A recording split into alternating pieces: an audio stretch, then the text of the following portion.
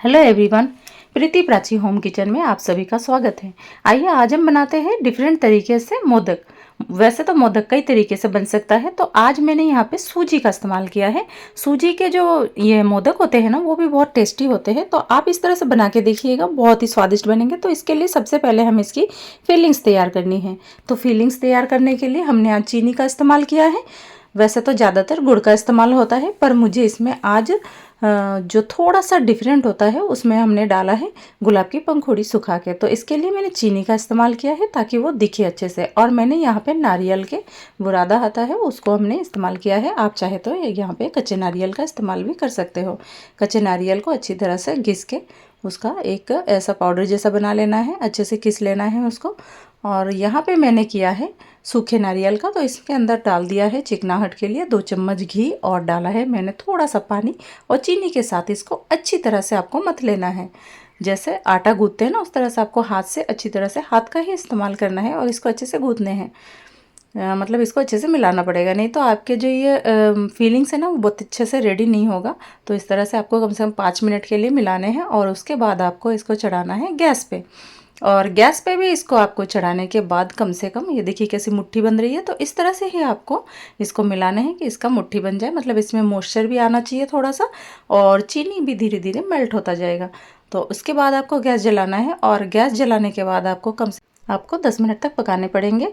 और इस तरह से आप धीरे धीरे चलाते जाइएगा। चलाना हमें रोकना नहीं है, क्योंकि नीचे से चिपक जाएंगे। और इस तरह से आप कम से कम 10 मिनट तक पकाने के बाद ये पक जाएगा। और यहाँ पे हम डालने वाले हैं ट्विस्ट। थोड़े से हम गुलाब का यहाँ पे इस्तेमाल कर सकते हैं। तो हमने यहाँ पे गुलाब के डायरेक्ट पंखुड़ी को इस्तेमाल किया है। आप चाहे तो एसेंस का भी यूज़ कर सकते हैं। वैसे तो नारियल से ही बहुत अच्छी खुशबू आती है, पर मुझे आज थोड़ा सा डिफरेंट करना था, तो मैंने यहाँ पे गुलाब की पंखुड़ियों को सुखा के रखा है, उसी का इस्तेमाल किया है। वैसे तो कच्चे गुलाब का भी इस्तेमाल कर सकते हैं, पर वो बहुत जल्दी ख़राब होने का डर रहता है। तो मैंने यहाँ पे सुखा के उसको ही इसके अंदर डाला है। तो आप देखिएगा, इसमें देखने में भी बहुत सुंदर दिखेंगे और खाने में तो इसका टेस्ट अच्छा आता ही है।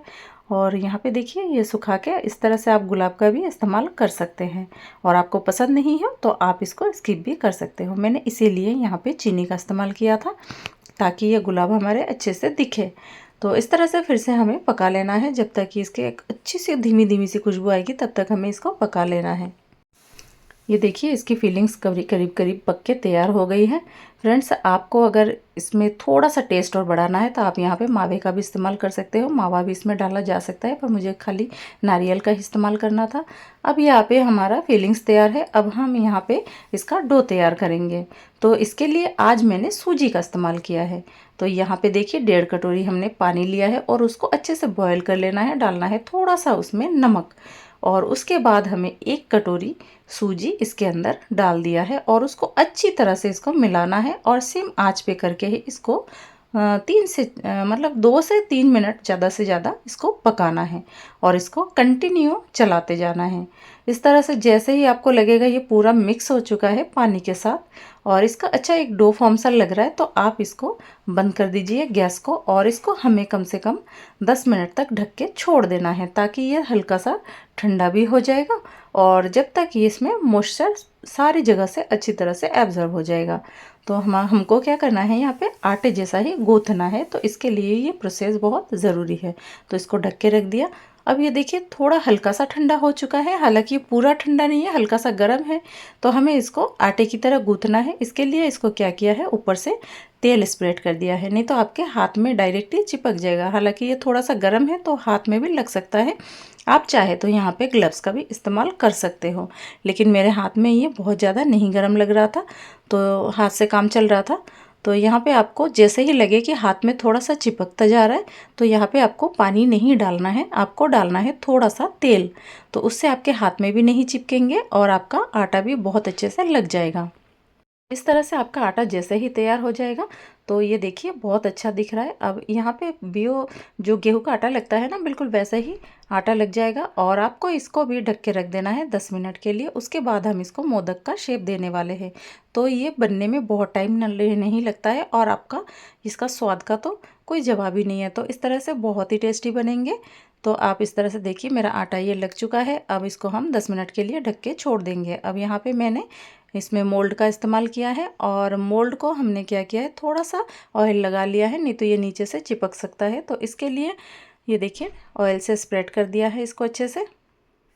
अब यहाँ पे सूजी का जो आटा है इसको हमने गोल हाथ से इस तरह से चपटे करके हाथ से ही शेप दे दिया है।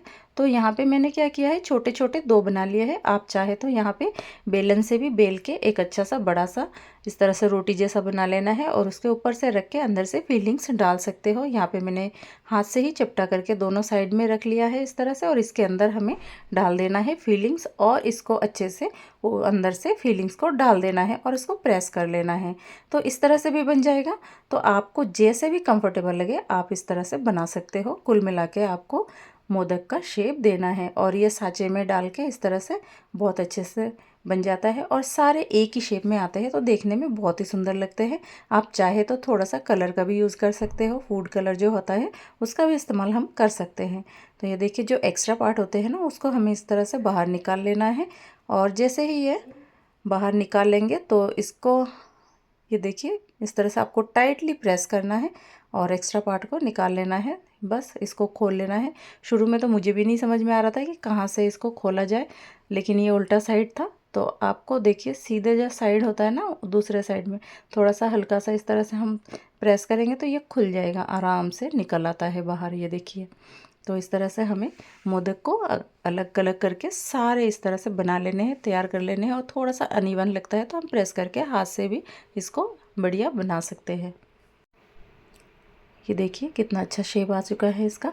इस तरह से हम सारे मोदक तैयार कर लेंगे। और इस तरह से देखिए अगर आपको इस तरह से अच्छा नहीं लग रहा हो तो दूसरा पीस में बना के दिखाती हूँ। जैसे आप मैंने यहाँ पे हाथ से चपटा कर लिया था, यहाँ पे देखिए प्लेट के ऊपर भी इस तरह से चपटा किया जा सकता है। और आपको अगर लगे कि ये थोड़ा सा चिपक रहा है तो वहाँ पे आप तेल का इस्तेमाल या घी का इस्तेमाल कर सकते हैं। तो सेम प्रोसेस से ही बनाने हैं। आपको इस तरह से मोल्ड में रखना है और इस तरह से अंदर फीलिंग्स डालनी है।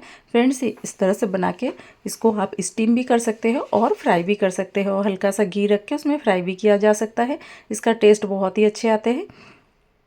आपको मेरे डिशेस अच्छे लगते हैं तो मेरे चैनल को सब्सक्राइब ज़रूर कीजिएगा। लाइक शेयर कमेंट्स करेंगे तो मुझे अच्छा लगेगा। और इस तरह से आप घर पे सूजी से ज़रूर ट्राई कीजिएगा।